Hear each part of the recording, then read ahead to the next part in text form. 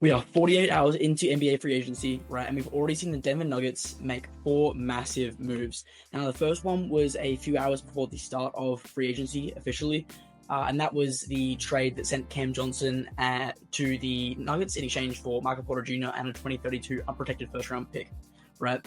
This was a great value deal. The Nuggets had 4 guys making max or near max money, which, in the modern era with the CBA, gives you little to no flexibility, and this deal allows plenty of flexibility, right? It was going to allow them, and it has allowed them to add plenty more depth. For example, Bruce Brown, Jonas Valanciunus, and Tim Hardaway Jr., right? Obviously, it sucks to give up an unprotected first-round pick in 2032, but there's only so many years left of Jokic's prime. Jokic is the best player in the world, and you'd be an idiot not to take advantage of him at his prime, right? And Cam Johnson's contract lines up perfectly with the Nuggets' timeline as well.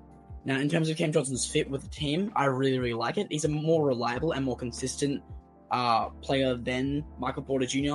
Obviously, he's maybe not as much the flamethrower that Michael Porter Jr. is, and doesn't provide the same size that Michael Porter Jr. does, not the same rebounding. But overall, I do like his fit much more with the team.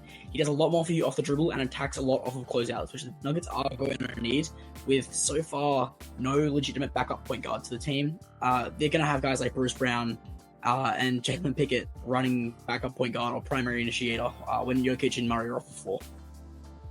They follow this move up by trading Dario Saric for Jonas Valanciunus using their taxpayers exception.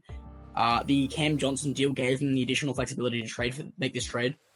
And this is the first legitimate backup big that Jokic has had since Yusuf Nurkic, and the first one of his NBA MVP or / All NBA caliber era, right?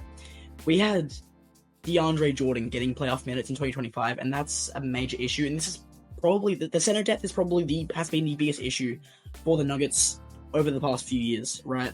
And to have someone who Jokic can come off the floor and the team isn't going to collapse, it's still going to be a plus center for the team. That is terrific. We haven't seen that yet. Even in the 2023 run, we didn't see that. And I look forward to seeing what he's able to do. And maybe Jokic can get some additional time on the bench, rest a little bit more, and be all more ready for the playoffs because of this move, right? You're not going to have to be playing him 35 to 38 minutes every single game just to have a chance at winning every single game.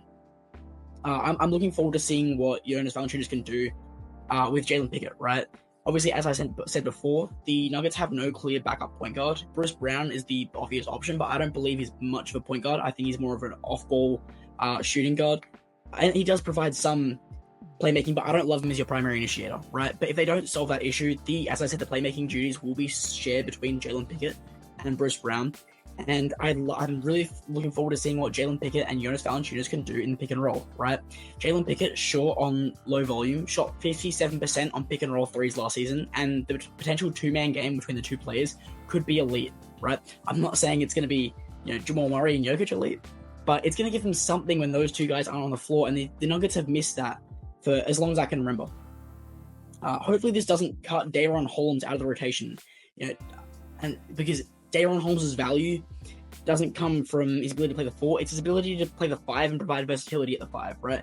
He can pick and pop, run inverted pick and rolls, and close out attacks, and that kind of versatility isn't as valuable at the 4. So I hope that they can kind of stagger those minutes, and Daron Holmes can get at least 5 to 10 minutes a game at the center. Now, because of the additional flexibility of the Cam Johnson trade, as I said before, they were able to get Bruce Brown. Now, the Nuggets haven't added a backup point guard yet, and I know I keep going back to this, but I would expect to be seeing Brown spending a lot of time as a pick-and-roll ball handler. He had 254 of these possessions in 22-23, the last time he was on the Nuggets, which was the last time Bruce Brown was alongside Nikola Jokic was the best we've ever seen Bruce Brown, right? And he hasn't been all of that since he left, right? He obviously went bag chasing, all credit to him, go get your money. But he hasn't been the same since he left.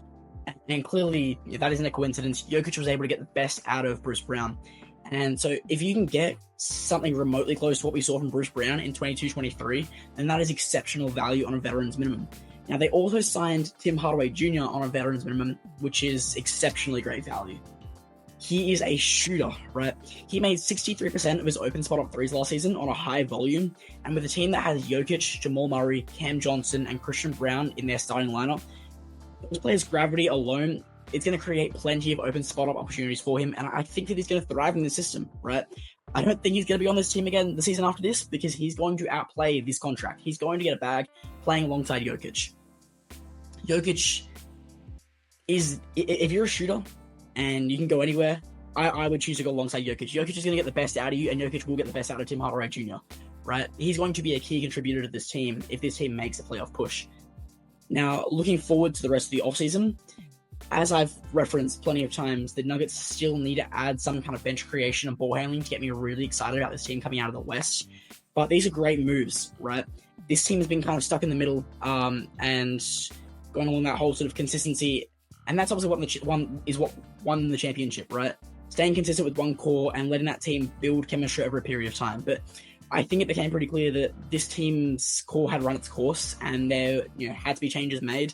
And with Calvin Booth and Michael Malone out of the front office, I think this was the best time to do that, right? Obviously, it sucks to move off Michael Porter Jr., someone who's been there for so long. But at the end of the day, you're trying to contend for a championship, and this puts you in the best position to do so, right? Not only did they improve from Michael Porter Jr. to Cam Johnson, but this deal, as I've said multiple times before in this video, has given them so much more flexibility, and there is still money left available for them from this deal they can spend in free agency to further bolster the team. Overall, so far, I grade the Nuggets offseason a solid A, right? It's an A or an A minus. They've done a terrific job. I can't really fault anything that they've done thus far, right? They were able to get off Dario Saric's contract as well. I didn't even mention that part. So it's been a terrific offseason so far. But if you want to see more of these off-season videos from me, make sure to subscribe and like below. I'm trying to push out daily content on the YouTube, trying to provide as much video content as possible, trying to improve my video skills. So yeah, if you want to see more content from me, make sure to subscribe, and I will see you guys next video.